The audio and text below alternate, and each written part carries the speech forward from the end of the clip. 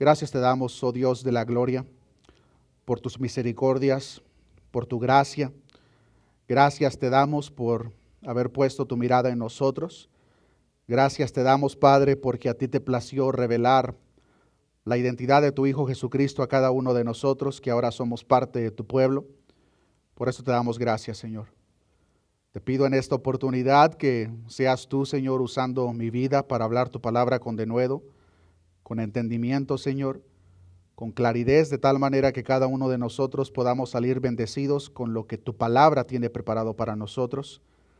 De la misma forma, Señor, oro para que quites cualquier distracción que pueda estar en nuestra mente, en nuestros corazones, cualquier cosa, Señor, que nos distraiga de lo que tiene que ver con aprender de tu palabra, Señor. A la vez oramos, Señor, para que nos ayudes a través de tu Espíritu Santo a ser hacedores de tu palabra, Señor, y no solamente oidores olvidadizos. Bendice y usa la vida de cada uno de los maestros que estarán compartiendo clases en esta oportunidad, así mismo como la mía, Señor. Gracias por la vida de mis hermanos. Bendícenos con tu palabra, Señor, que sabemos y reconocemos que es el alimento que nuestra alma desesperadamente necesita continuamente, Señor. Gracias te damos, todo esto te lo pedimos en el nombre de Jesús. Amén y amén. Pueden salir los niños, jóvenes, adolescentes a sus clases, y mientras ellos salen, hermano, ¿por qué no saluda a su hermano, hermana a la par antes de que se siente?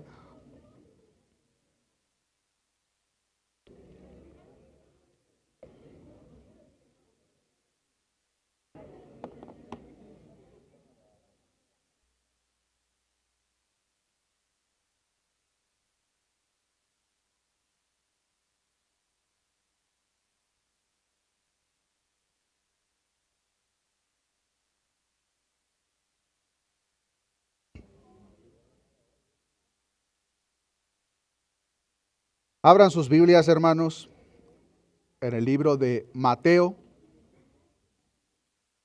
capítulo 16. Y en esta oportunidad vamos a estar leyendo del versículo 13 en adelante. Mateo capítulo 16, versículo 13. Dice la palabra de nuestro Dios: viniendo Jesús a la región de Cesarea de Filipo, preguntó a sus discípulos diciendo: ¿quién dicen los hombres que es el Hijo del Hombre? Ellos dijeron: unos Juan el Bautista, otros Elías, y otros Jeremías o alguno de los profetas. Él les dijo: ¿y vosotros quién decís que soy yo? Respondiendo Simón Pedro dijo: tú eres el Cristo, el Hijo del Dios viviente. Versículo 17, ayúdenme a leerlo, hermanos. Entonces le respondió Jesús: bienaventurado eres, Simón, hijo de Jonás, porque no te lo reveló carne ni sangre, sino mi Padre que está en los cielos. Hasta ahí vamos a dejar la lectura el día de hoy. Del versículo 18 en adelante, hermanos, la razón por la cual puse la división exactamente en este versículo es porque consideré que era mucha la información a tocar aquí y puntos de suma importancia. Por eso en esta oportunidad nos vamos a enfocar en estos versículos que de una manera resumida lo que está tocando es la revelación que proviene del Padre, que es precisamente el tema de esta oportunidad. Una vez, hermanos, que nuestro Señor Jesucristo advierte a sus discípulos de la levadura de los fariseos y los saduceos, como lo podemos ver en los versículos iniciales que leímos, se dirige a la región de Cesarea de Filipo, donde ahora hace dos preguntas. En esta oportunidad, hermanos, el enfoque de esta enseñanza va a ser precisamente en esas dos preguntas que nuestro Señor Jesucristo hace y sus respectivas respuestas.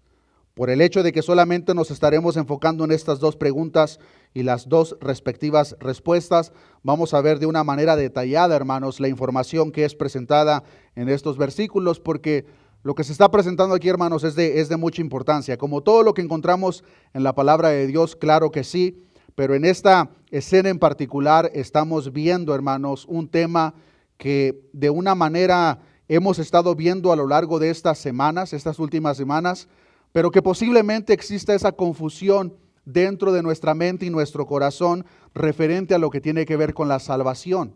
Hemos hablado y explicado lo que la palabra de Dios nos enseña, que la salvación es del Señor.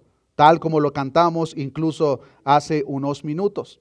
El tema en esta oportunidad, hermanos, al igual que muchos otros que ya hemos visto, enfatiza ese punto, hermanos, que la salvación proviene de nuestro Dios y que lo que se refleja en nuestro corazón en cuanto a una respuesta de acercarnos a Dios no es más que ¿cómo se podría decir? El resultado de un llamado previo por parte de nuestro Dios. Pero vayamos viendo de una manera detallada lo que estos versículos nos enseñan, comenzando viendo la primer pregunta que hace nuestro Señor Jesús. Versículo 13, veamos la pregunta. ¿Quién dicen los hombres que es el Hijo del Hombre? Nuestro Señor Jesucristo hace una pregunta a sus discípulos en cuanto a qué es lo que los demás decían de Él. Y interesantemente podemos ver que Jesús, hablando de Él mismo para referirse a Él mismo, se presenta en tercera persona usando el título el Hijo del Hombre. Cuando nosotros vemos, hermanos, los evangelios, podemos ver de una manera repetida que el título que Jesús usó más frecuentemente para referirse a Él mismo fue precisamente este título, el Hijo del Hombre. Fuera de la expresión directa por parte de nuestro Señor Jesús, en el Nuevo Testamento podemos ver de una manera general, hermanos, aproximadamente 80 veces el título el Hijo del Hombre para referirse a nuestro Señor Jesucristo. Nosotros podríamos preguntarnos de dónde surgió este título y qué exactamente significa.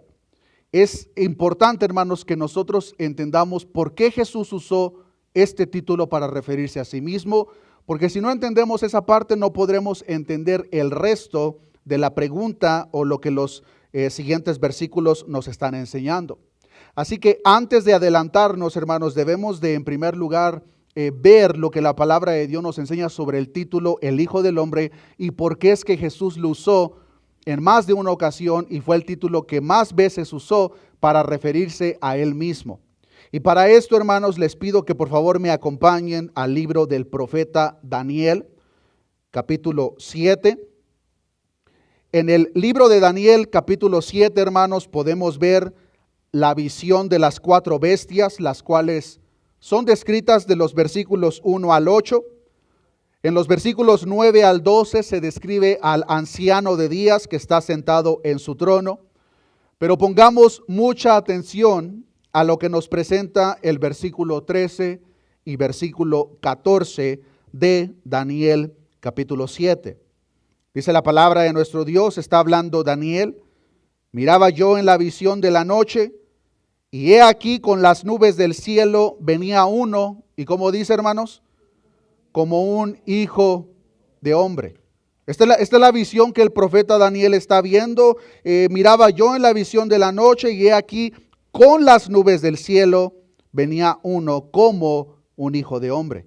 Pongamos atención a lo que dice a continuación. Este hijo de hombre vino hasta el anciano de días y le hicieron acercarse delante de él. Versículo 14, y le fue dado dominio, gloria y reino, para que todos los pueblos, naciones y lenguas le sirvieran. Su dominio es dominio eterno, que nunca pasará, y su reino uno, que no será destruido. Todos los judíos, hermanos, conocían perfectamente esta profecía, en la cual se refiere al Mesías prometido específicamente como el Hijo del Hombre. Este título, hermanos, es importante porque el Hijo del Hombre resalta la humanidad en la cual el Mesías prometido sería manifestado. El Mesías prometido que vemos en el Antiguo Testamento, aquí el profeta Daniel nos enseña que sería manifestado en una forma como un hijo de hombre, en su humanidad. Los judíos comúnmente evitaban este título hablando del Mesías porque les incomodaba demasiado pensar en la humanidad de un Dios. Y precisamente por eso es que ellos lo evitaban. Y interesantemente, como la mayoría de comentaristas concuerdan, es precisamente por eso, hermanos, que nuestro Señor Jesucristo en repetidas ocasiones usaba ese título, el Hijo del Hombre, cuando se refería a Él mismo, hablando o apuntando a que en su primera venida, hermanos, nuestro Señor Jesucristo vendría en su manifestación humana, que fue de humillación y sumisión. Vino para llevar a cabo su obra de expiación y sustitutiva por cada uno de nosotros. Y todo esto se cumpliría en el hecho de que el Mesías prometido vendría en forma del Hijo del Hombre. Cuando entendemos el título y ahora regresamos a la pregunta de Mateo capítulo 16, la pregunta por parte de Jesús podría sonar verdaderamente extraña. ¿Por qué Jesús hizo tal pregunta? ¿Por qué es que Jesús le está preguntando a sus discípulos qué es lo que los demás dicen acerca del Hijo del Hombre? Podríamos pensar equivocadamente, sería porque Jesús le importaba mucho lo que los demás pensaban de él. Eso para nada es el caso. Algo que no podemos perder de vista, hermanos, como se ha estado enfatizando y lo continuaremos enfatizando conforme avanzamos en el Evangelio de Mateo, es que conforme más avanzamos en la narración de Mateo, más nos acercamos a la cruz. Para este punto en particular, queridos hermanos, se cree aproximadamente el tiempo que falta para que nuestro Señor Jesucristo llegue a la cruz son 6 a 8 meses. En otras palabras, nuestro Señor Jesucristo sabía perfectamente que sus días en esta tierra estaban contados, que no le quedaba mucho tiempo antes de su pasión, resurrección y glorificación. Y el asunto aquí, hermanos, es de que una vez que se cumpliese el propósito por el cual nuestro Señor Jesucristo vino a esta tierra, ¿habría personas que comprendieran la verdad de lo que sucedió? Porque si nadie hubiese entendido quién era ese hombre que terminó en un madero, cuál fue el propósito por el que terminó ahí, su obra, podríamos pensar, se esfumaría. Nosotros sabemos perfectamente en el panorama amplio y general que los propósitos de Dios son perfectos. Y todo lo que Él ha propuesto, todo lo que Él ha planeado se va a cumplir al pie de la letra. Pero lo que estamos viendo cuando profundizamos en la narración, hermanos, es la parte práctica en la humanidad de Jesús. Y Jesús, antes de que llegase al madero, era necesario que se confirmara que los suyos sabían perfectamente quién era Jesús y por qué había venido. Esta pregunta que vemos, hermanos, la primera pregunta que vemos no es más que un anticipo para la pregunta segunda, que es la que verdaderamente importa. La segunda pregunta, hermanos, es la que más importancia tiene, pero nuestro Señor Jesucristo inicia esta conversación haciendo la pregunta: ¿quiénes piensan los demás que es el Hijo del Hombre? Ahora, notemos la respuesta que los discípulos dan, que una vez más, no le está preguntando a este punto qué es lo que los discípulos piensan de Jesús. Le está preguntando qué es lo que los demás dicen de mí. ¿Quiénes dicen ellos que es el Hijo del Hombre? Versículo 14. Ellos dijeron, unos Juan el Bautista, otros Elías, otros Jeremías o alguno de los profetas. El hecho de que alguien fuese comparado con los profetas mencionados, hermanos, era lleno de honra. Que una persona fuera comparada con Elías o Jeremías, hermanos, no era cualquier cosa. Era un halago verdaderamente. Era algo que llenaba a una persona de honra, que alguien fuese comparado con estos profetas mencionados. Pero tal comparación, hermanos, para nada era adecuada para el maestro. Y en unos momentos vamos a ver el por qué. En primer lugar, veamos, hermanos, por qué es que la gente pensaba que nuestro Señor Jesucristo eran algunos de los profetas mencionados. En primer lugar, vemos que a la primera persona que mencionan es a Juan el Bautista. Ya hemos aprendido, hermanos, semanas atrás, cómo Herodes el tetrarca decía y pensaba con temor en su corazón que Jesucristo no era más que Juan el Bautista, que había resucitado. Ahora, el hecho de que Herodes el tetrarca tenía este pensamiento, podemos ver, hermanos, cómo su opinión se comenzó a expandir. De tal manera que no solamente Herodes el tetrarca pensaba que Jesús era Juan el Bautista, sino que ya muchas otras personas pensaban que Jesús era Juan el Bautista, que había resucitado con el propósito de continuar predicando la venida del Mesías. La segunda persona que podemos ver, hermanos, a la cual pensaban que era nuestro Señor Jesucristo, era Elías.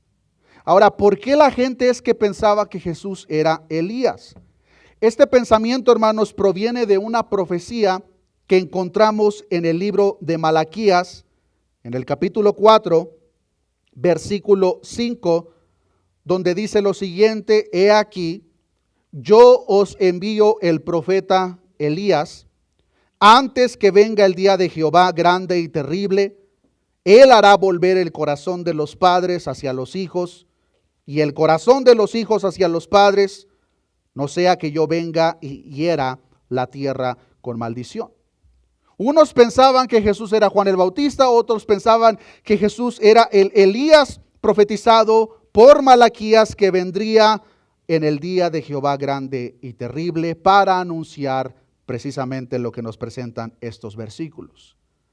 Nuestro Señor Jesucristo ya explicó, hermanos, en los capítulos previos, específicamente en el capítulo 11 de Mateo, que Juan el Bautista era el Elías que Malaquías había profetizado, tal como lo vemos en el versículo 13 de Mateo capítulo 11, porque todos los profetas y la ley profetizaron hasta Juan, versículo 14, y si queréis recibirlo, él, hablando de Juan, es aquel Elías que había de venir.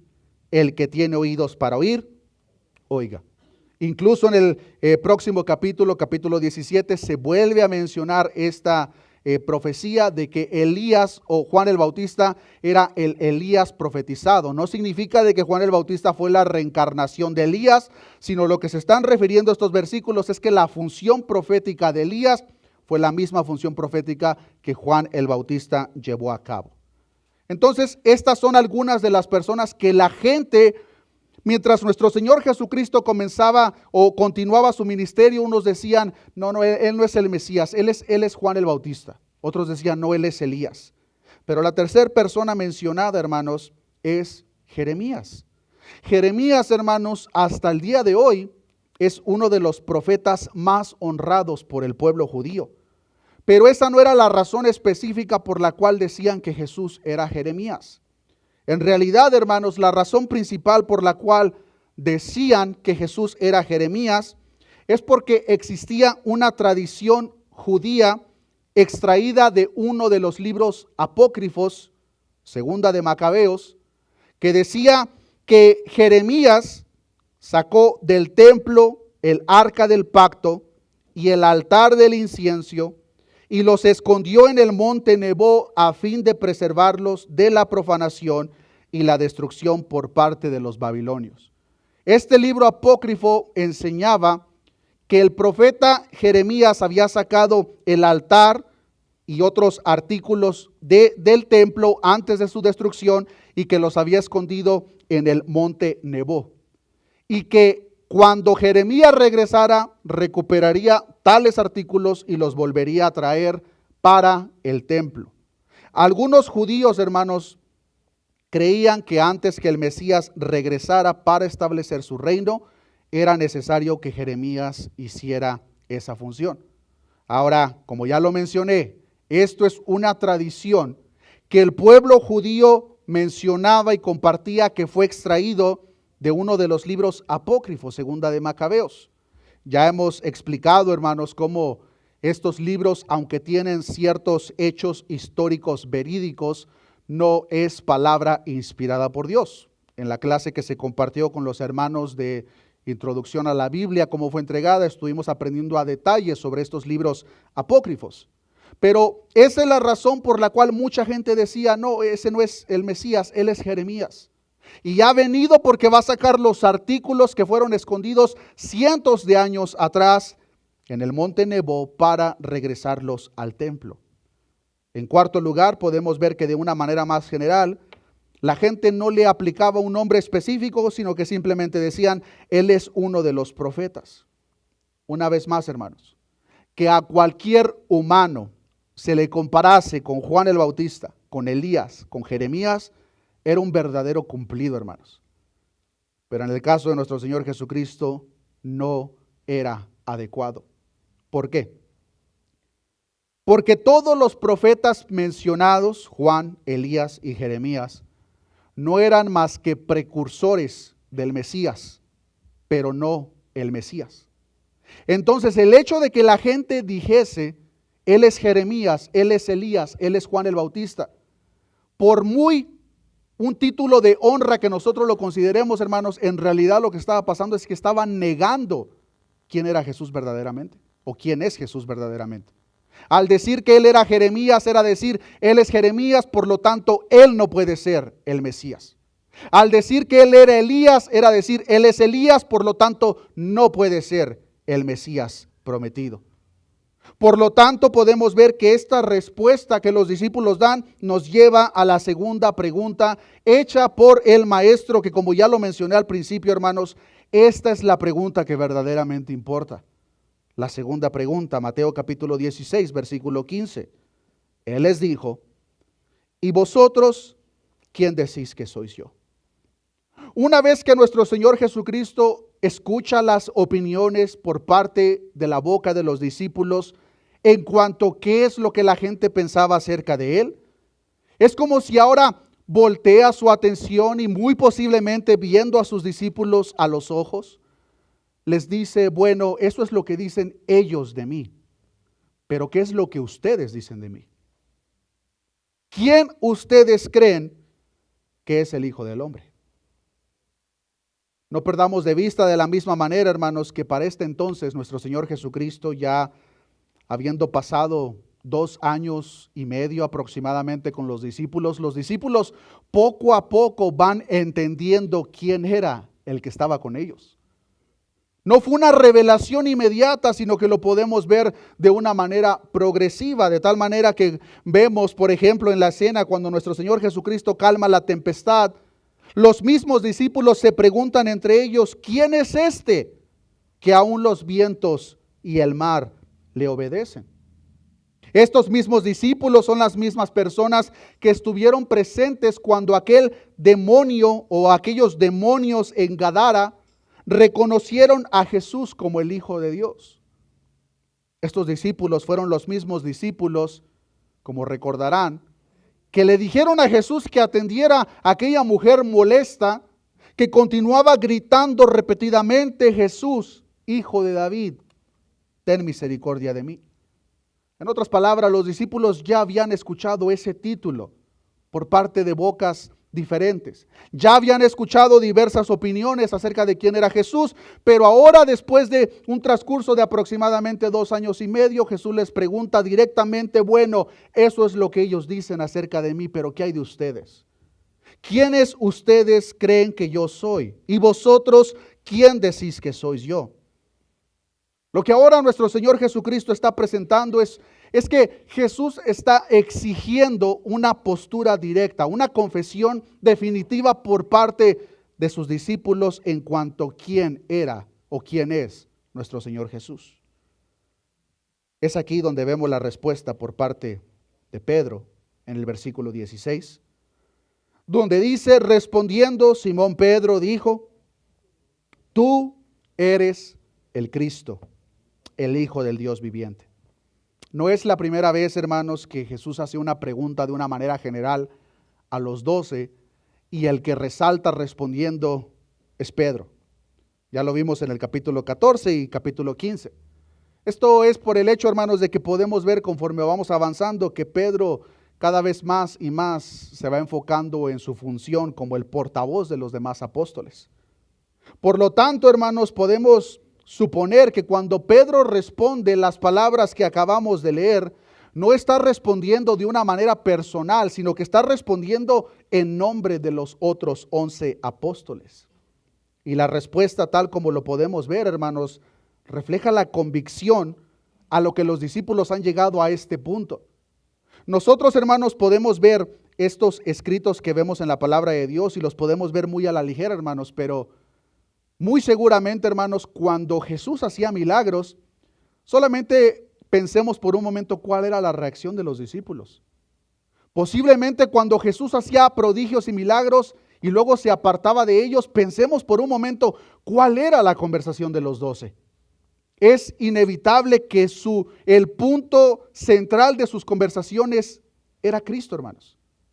Y muy posiblemente cuando Jesús hacía tales obras y se apartaba de ellos, lo único que ellos platicaban era acerca de Cristo. Bueno, verdaderamente será Él el Mesías prometido, del cual habló Jeremías, del cual habló Malaquías, del cual habló Ezequiel, del cual habló Isaías. De tal manera que cuando llegamos al capítulo 16, lo que se está reflejando de una manera pública es lo que los discípulos internamente ya habían platicado entre ellos. De tal manera que cuando Jesús les pregunta, ¿quién dicen ustedes que yo soy? Pedro, representando a todo el grupo de los discípulos, con convicción en su corazón le dice, tú eres el Cristo, el Hijo de Dios viviente. La palabra Cristo en su original, hermanos, es Mesías. Cristo es el equivalente del Mesías, el profetizado y muy esperado libertador de Israel, el supremo ungido, el venidero sumo sacerdote, rey, profeta y salvador. Queridos hermanos, Pedro está reconociendo públicamente lo que es necesario que toda aquella persona que forma parte del reino reconozca en lo más profundo de su corazón.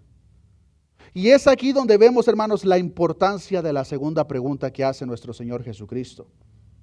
Queridos hermanos, el mundo entero puede reconocer a Jesús como un muy buen hombre. El mundo entero puede reconocer a Jesús como un profeta. El mundo entero puede reconocer a Jesús como un hacedor de milagros. Incluso como se presenta hoy dentro de ciertas sectas, lo pueden reconocer como un Dios. Pero nada de eso es suficiente. Nada de eso es suficiente porque niega la verdadera identidad de quién es Jesús. Ese es el punto de la pregunta, hermanos. Ese es el punto de la segunda pregunta que hace nuestro Señor Jesucristo a sus discípulos. Por lo tanto, podemos llegar a la conclusión que la respuesta recibida debía de ser única. La respuesta que Pedro presenta en nombre de los 12 es la única respuesta aceptable en el contexto presentado de la pregunta. William Hendrickson comenta al respecto: la declaración de Pedro que Jesús es el Hijo del Dios vivo no puede significar otra cosa, sino que en un sentido único, en un sentido no aplicable a mortal alguno, Jesús es, era y siempre será el Hijo de ese Dios, que no solamente es el mismo, el único Dios vivo, en contraste con todos los falsos dioses de los paganos, sino que también es la única fuente de vida para todo aquel que vive. Ese es el punto de la pregunta, hermanos. Es el punto de la pregunta que de una manera cada uno de nosotros debemos de dar respuesta a un nivel personal.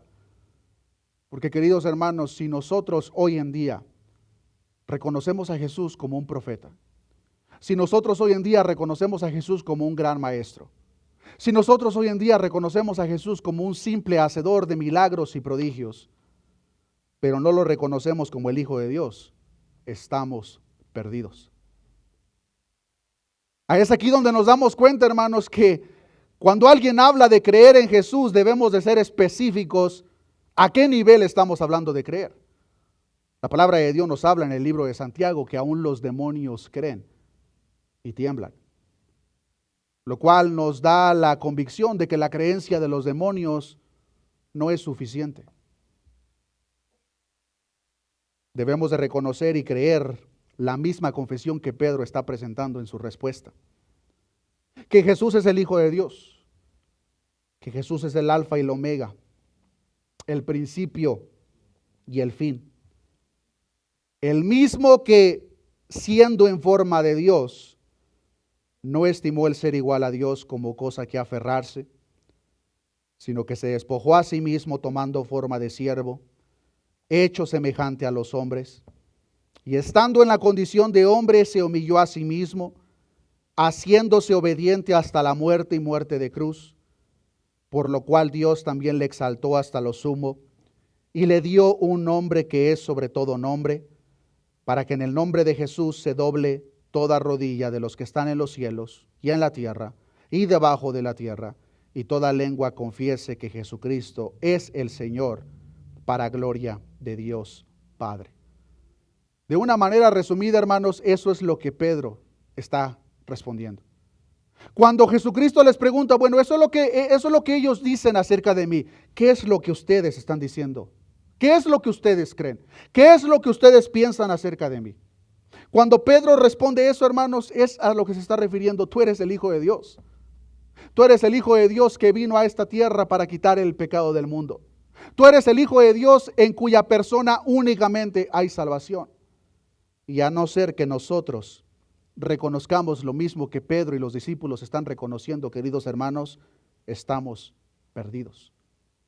Ante dicha respuesta, Jesús le dice lo siguiente en el versículo 17 de Mateo capítulo 16. Entonces le respondió Jesús: bienaventurado eres, Simón, hijo de Jonás, porque no te lo reveló carne ni sangre, sino mi Padre que está en los cielos. La respuesta por parte de Jesús ante la confesión de Pedro es una exclamación de gozo por parte de Jesús, hermanos. Por lo tanto, Jesús le dice: bienaventurado eres, Simón.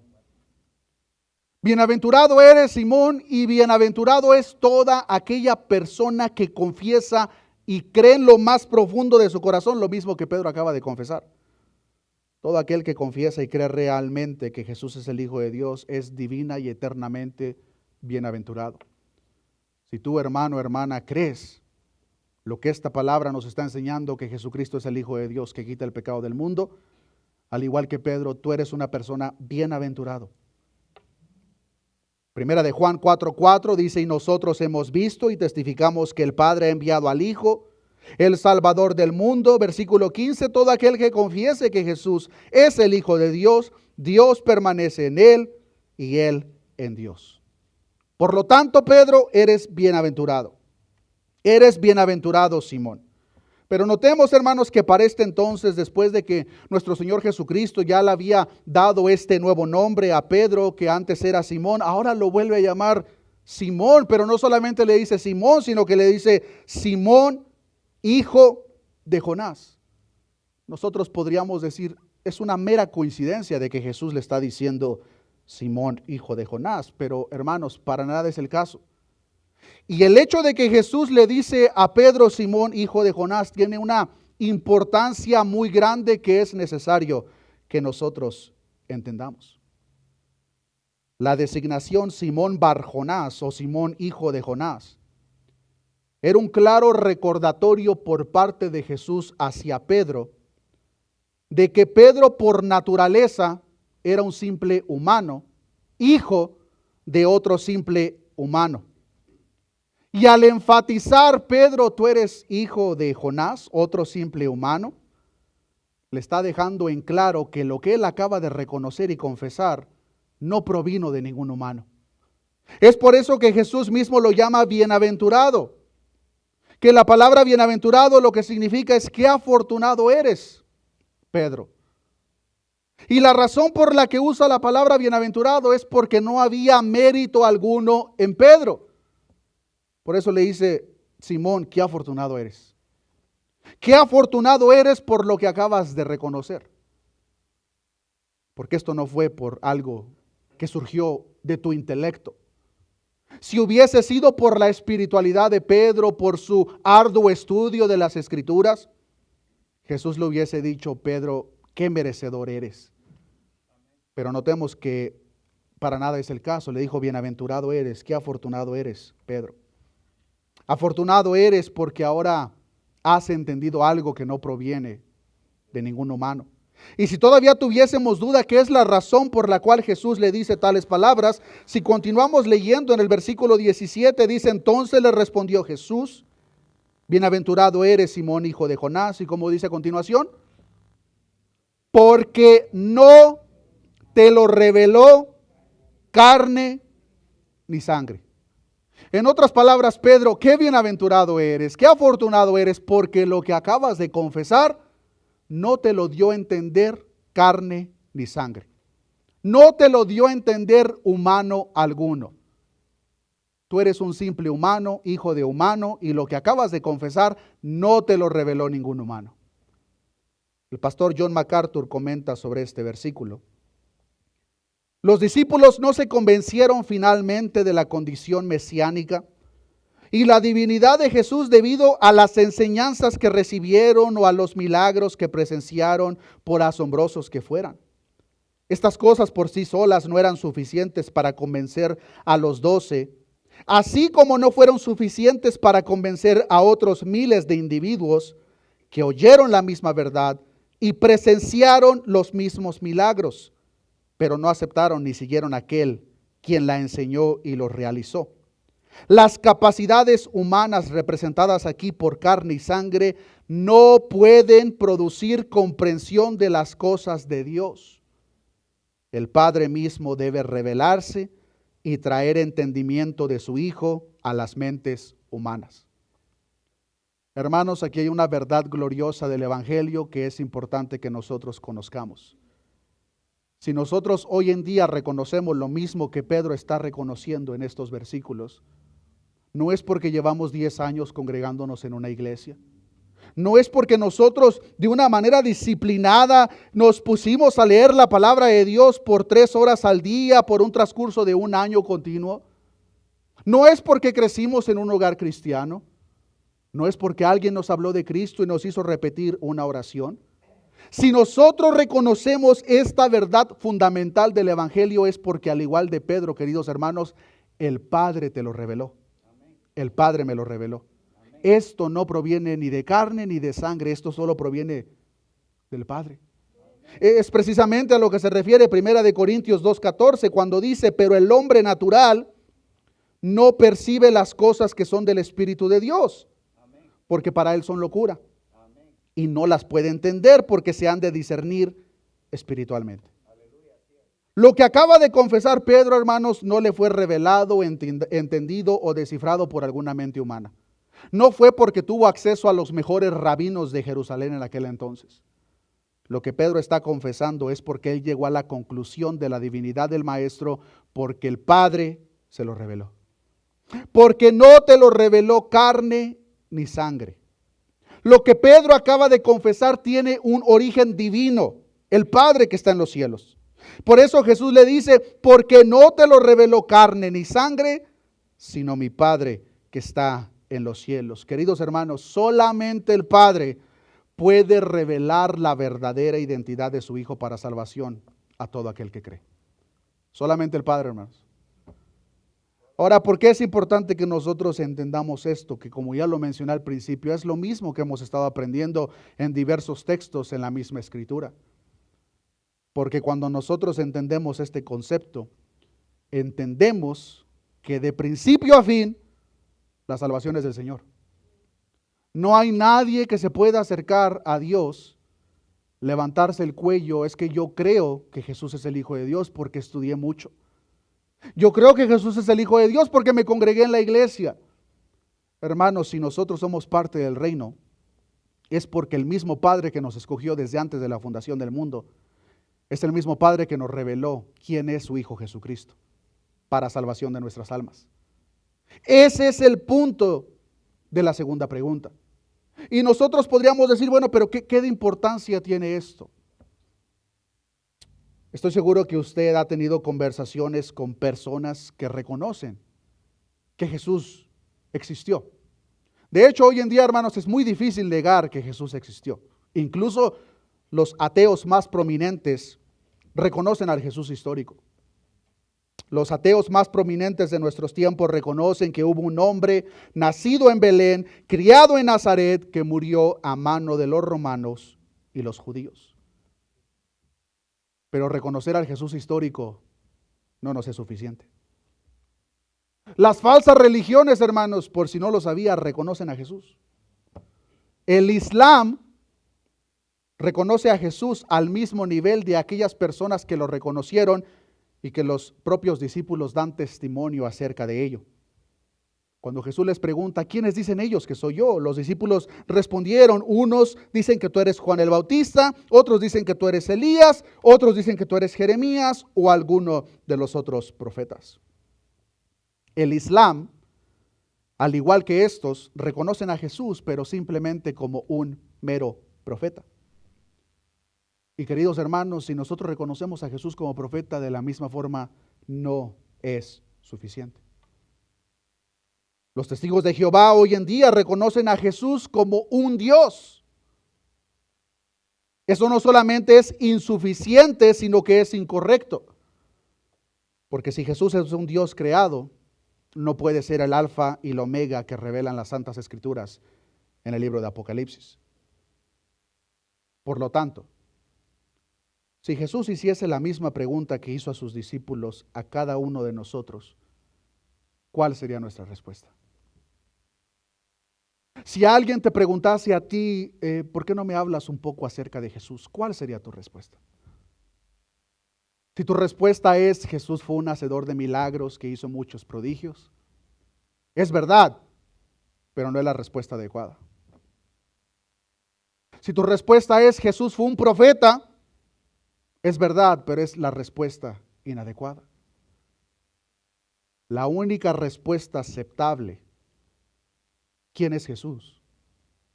Jesús es el Hijo de Dios, el Mesías prometido, que siendo en forma de Dios, no estimó el ser igual a Dios como cosa que aferrarse, sino que se despojó a sí mismo tomando forma de siervo, el Hijo del Hombre, hecho semejante a los hombres, y estando en la condición de hombre, se humilló a sí mismo, haciéndose obediente hasta la muerte y muerte de cruz. Queridos hermanos, esa es la única respuesta aceptable a esta pregunta. Y lo que esta respuesta refleja en lo más interno de nuestro corazón es quién nosotros verdaderamente creemos que es Jesús. Porque estoy seguro, hermanos, que muchos de nosotros hemos escuchado repetidas ocasiones lo que les estoy compartiendo. Pero muchas veces cuando pensamos en quién es Jesús, lo que se revela internamente es lo que nuestro corazón desea acerca de Jesús. ¿A qué me refiero con eso? A muchas personas cuando les preguntan quién es Jesús, no piensan Jesús es el Mesías prometido que vino a traer salvación. Su pensamiento inmediato y lo que resalta Jesús es un hacedor de milagros. Y por eso es lo que comparte. Otro lo presentan, Jesús fue un gran maestro y lo fue, el mejor de todos. Pero eso no fue el propósito por el cual Cristo vino a esta tierra, hermanos. Jesús no vino a esta tierra a ser el mejor maestro. Jesús no vino a esta tierra a ser uno más de los profetas. Jesús vino a esta tierra a cumplir la obra encomendada por el Padre, que solamente el ungido podía cumplir. Ese es quien es Jesucristo para nosotros, hermanos, o quien debe de ser. Porque como ya lo mencioné, si no reconocemos lo que Pedro está reconociendo en esta escena, hermanos, estamos perdidos. Por lo cual yo te pregunto a ti, hermano, hermana, ¿quién es Jesús para ti? ¿Es un profeta, es un hacedor de milagros, es un gran maestro, es un Dios, como mucha gente equivocadamente cree? ¿O creemos que Jesús es el Dios todopoderoso, que se despojó, se humilló a sí mismo tomando forma de hombre, que vino a esta tierra hace más de 2000 años en su humillación, pero que regresará en la segunda ocasión, pero no en su humillación, sino en todo el esplendor de su gloria para juzgar a las naciones? A no ser que reconozcamos eso, estamos perdidos, hermanos. Y es por eso la importancia tan grande de reconocer a Jesús como la palabra lo revela. No como la gente lo comparte equivocadamente, sino como la palabra de Dios lo ha revelado. Pero ahora, si nosotros lo reconocemos, hermanos, no es absolutamente razón para que nosotros ahora nos levantemos el cuello.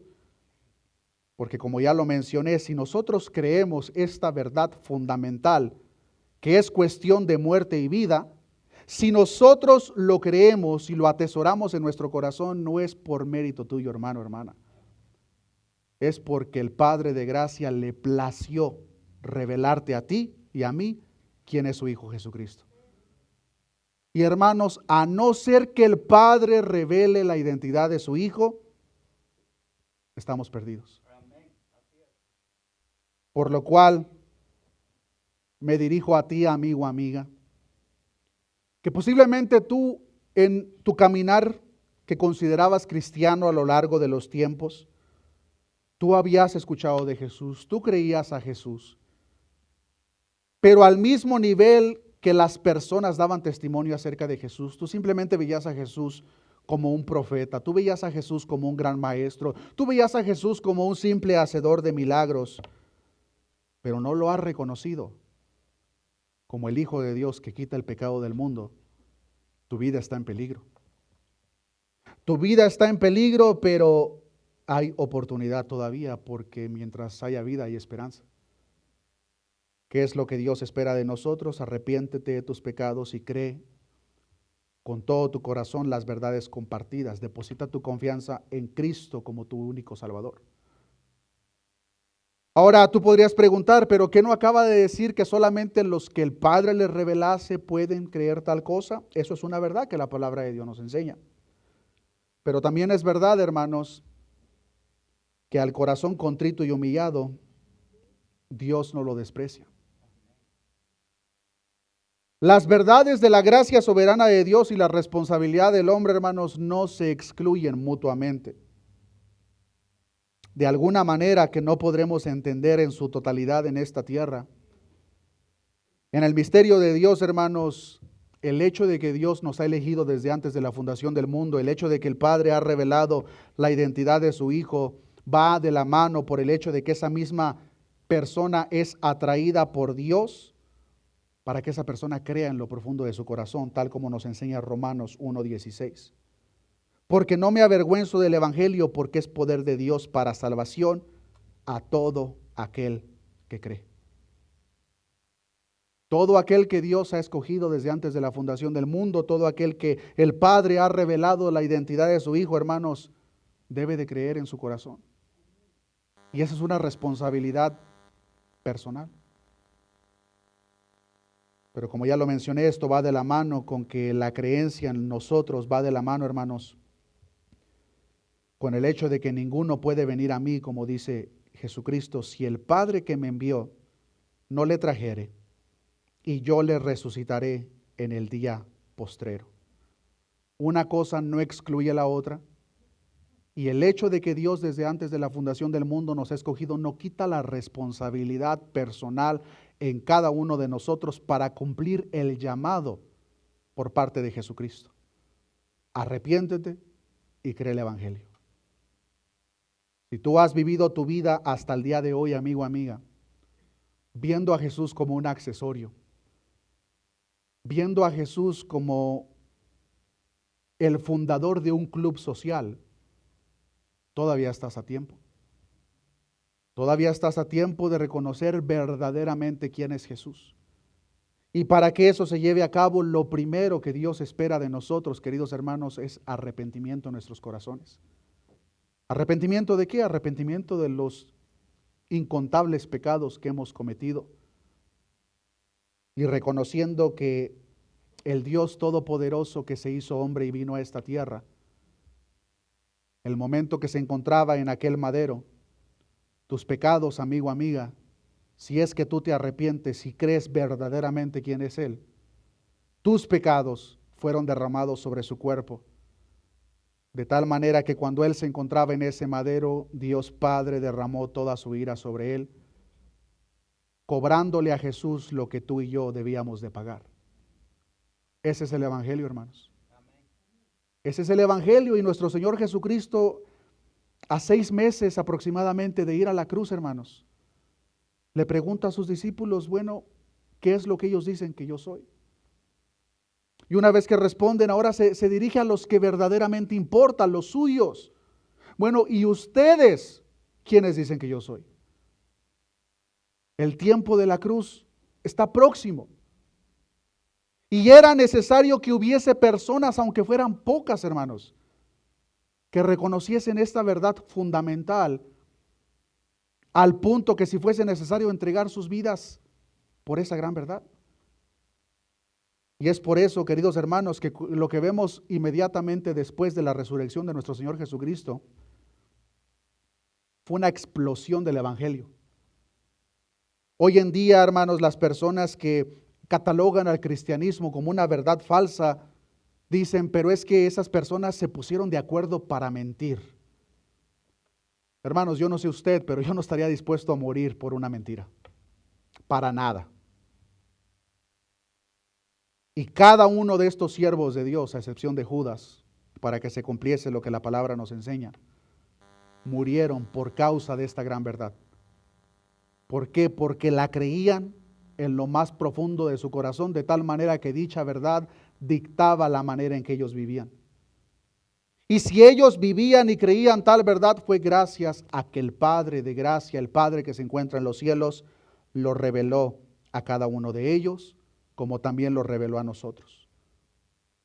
Con esto en mente, podemos entender un poco más las palabras del apóstol Pablo a la iglesia en Roma, cuando escribe en Romanos capítulo 11, versículo 33. Oh profundidad de las riquezas de la sabiduría y de la ciencia de Dios. Cuán insondables son sus juicios e inescrutables sus caminos.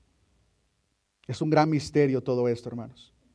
La traducción lenguaje actual dice: Dios es inmensamente rico. Su inteligencia y su conocimiento son tan grandes que no se pueden medir. Nadie es capaz de entender sus decisiones ni de explicar sus hechos. Es un gran misterio, hermanos, que como ya lo leímos, para el mundo es locura. La palabra de la cruz, hermanos, es locura para los que se pierden. ¿Cómo es posible que tú me estás diciendo que el Dios creador de todo lo que mis ojos pueden ver se humilló a sí mismo, se hizo hombre y murió en una cruz? Eso es de locos. La palabra de la cruz, hermanos, es locura para todo aquel que se pierde. Pero en esa misma frase, en esa misma sección, el apóstol Pablo dice: pero para nosotros es poder de Dios. Para nosotros el evangelio, queridos hermanos, es poder de Dios, porque creer la respuesta correcta que Pedro da ante la pregunta de nuestro Señor Jesucristo es la confirmación de nuestra identidad en Cristo. En otras palabras, si nosotros creemos en lo más profundo de nuestro corazón, lo mismo que Pedro responde a la pregunta de nuestro Señor Jesucristo, es porque somos parte del reino.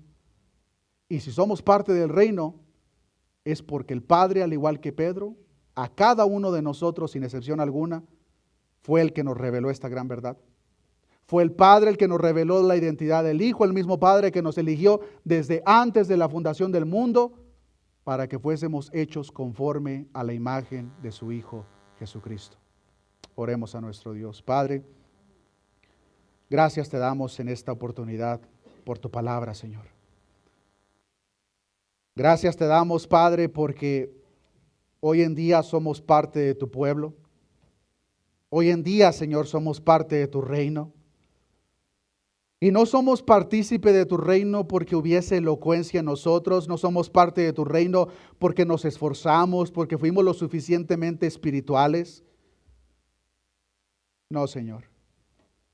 Si hoy en día somos parte de tu reino y somos parte de tu pueblo, es porque al igual que Pedro y los discípulos, nosotros reconocemos esa gloriosa verdad, que Jesucristo es el Hijo de Dios que quita el pecado del mundo. Y si nosotros creemos esa gran verdad, es porque el Padre nos lo ha revelado. Gracias te damos, Padre, porque nos has escogido desde antes de la fundación del mundo. Gracias te damos, Padre, por haber revelado la identidad de tu Hijo Jesucristo para salvación de nuestras almas. Oramos de la misma manera por aquellas personas presentes que aún no creen esta verdad gloriosa, para que sea tu Espíritu Santo, Señor, convenciéndoles de pecado, pero a la vez, Señor, abriendo sus ojos espirituales, porque sabemos que esta es una verdad que no se puede entender al nivel del intelecto humano. Que abra sus ojos espirituales para que pueda reconocer la misma gloriosa verdad que Pedro reconoció en aquella oportunidad cuando dijo acerca de Jesús: tú eres el Cristo, tú eres el Mesías, el Hijo del Dios viviente. Hoy en día, Señor, el mundo reconoce a tu Hijo. Hoy en día el mundo cree en Jesús, pero creen en Jesús como un mero profeta, como un maestro, como un hacedor de milagros. Su fe en el caso de muchos es menor a la de los demonios, porque por lo menos, como tu palabra nos enseña, los demonios, una vez que creen, tiemblan. Pero este mundo está lleno, rodeado de personas que dicen creer, pero no tiemblan delante de tu presencia ante sus malos actos. Por lo cual te pedimos, Señor, que tengas misericordia de esas personas. Y que si hay alguna persona presente en esta oportunidad, Señor, que se refleje en él o ella ese verdadero arrepentimiento, esa verdadera pobreza de espíritu, Señor. Porque tal como tu palabra nos enseña, al humilde lo atiende, Señor. Pero al de altivo corazón lo ves de lejos, no lo soportas en tu presencia. Gracias te damos, Señor, por el sacrificio de tu Hijo Jesucristo en aquel madero. Que conforme más leemos tu palabra, podemos sumergirnos, Señor, en el hecho de que las palabras expresadas por nuestro Salvador cada vez se van quebrantando, pues Él sabe que el tiempo de la cruz estaba cercano. Pero para eso vino Cristo a este mundo, para limpiar el pecado de los suyos, que somos nosotros partícipe de ese grupo. Por lo cual te damos gracias, Señor, por tan glorioso sacrificio que nos ha salvado de la condenación eterna. Gracias te damos, Señor, por haber puesto tu mirada en nosotros cuando nadie más lo hacía. Gracias te damos por tu misericordia, gracias te damos por tu gracia. Gracias te damos porque de principio a fin la salvación es del Señor. La honra y la gloria sean dadas a aquel cuyo nombre es sobre todo nombre, nuestro Señor Jesucristo. Amén y amén. Dios les bendiga, hermanos.